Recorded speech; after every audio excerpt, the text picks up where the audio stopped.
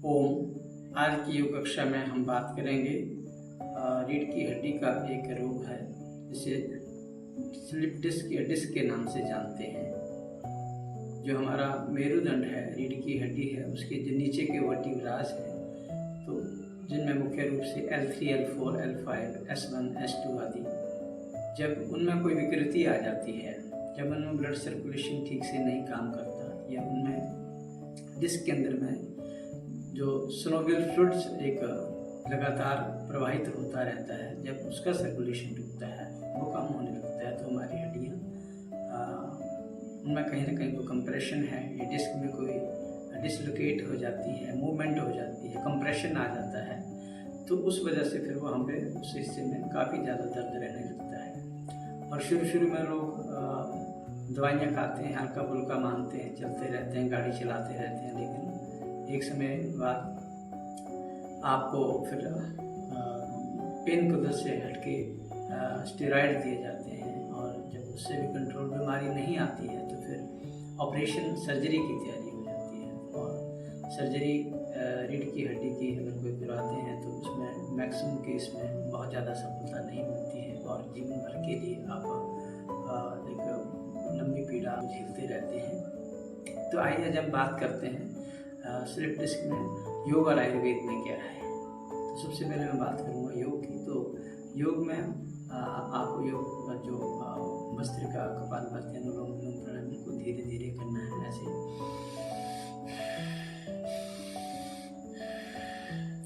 कपालभाति,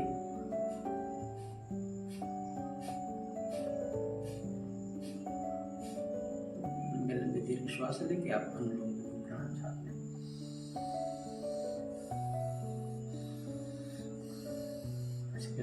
रीढ़ की हड्डी के जितने भी रोग हैं, हड्डियों के जॉइंट्स के जितने भी दर्द हैं, उनमें आसनों का विशेष प्रभाव है। कौन कौन से ऐसे आसन हैं जिनको अगर हम सही तरीके से रोज सुबह शाम दोनों टाइम करते हैं तो उनमें हमसे विशेष लाभ मिलता है। ऐसे खड़े होकर भी हम जिसको कर सकते हैं वो है अर्धचक्रासन। दोनों हाथ ऐसे कमर पे रख के सांस अंदर भर के धीरे धीरे पीछे जाते हैं, ऐसे जितना आप जा सके। अर्धचक्रासन, अर्धउष्ट्रासन और उष्ट्रासन, कुछ स्थिति ठीक से दर्शाते हुए ऐसे सांस अंदर भरना है, पहले वापिस आते समय सांस को बाहर छोड़ना है। अर्धउष्ट्रासन और पूर्ण उष्ट्रासन धीरे धीरे शुरू में नहीं होगा बिल्कुल भी, लेकिन लंबे अभ्यास के बाद में आप ऐसे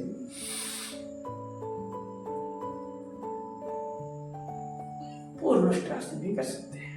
ऐसे ही लेट के करने वाले कुछ मुख्य रूप से आसन हैं। भुजंगासन, पीछे से पैर मिला के रखने हैं और सांस अंदर भरते हुए ऊपर जाना, ऊपर देखने गर्दन को पीछे मोड़ते जाना। पूरा जो स्ट्रेच है आपका खिंचाव है वो लोअर पोर्शन पे, लोअर बैक पोर्शन पे आएगा। ऐसे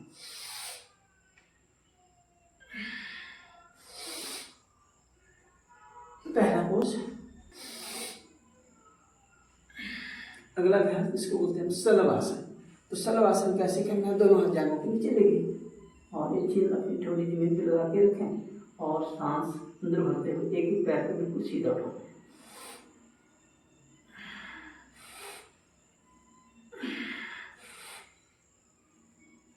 पैर से लेके पूरा रीढ़ की हड्डी के अंतिम छोर तक पूरा खिंचाव आएगा।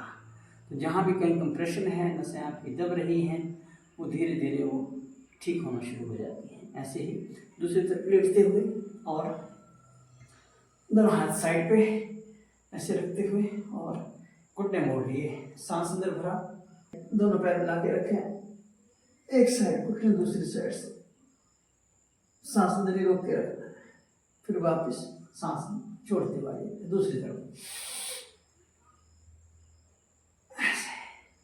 अब अगला अभ्यास है, उसको बोलते हैं कंधरासन।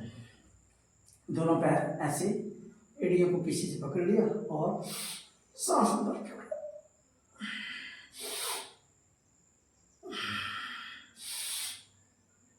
कंधरासन। कटियुत्तानासन, कमर के से उठाए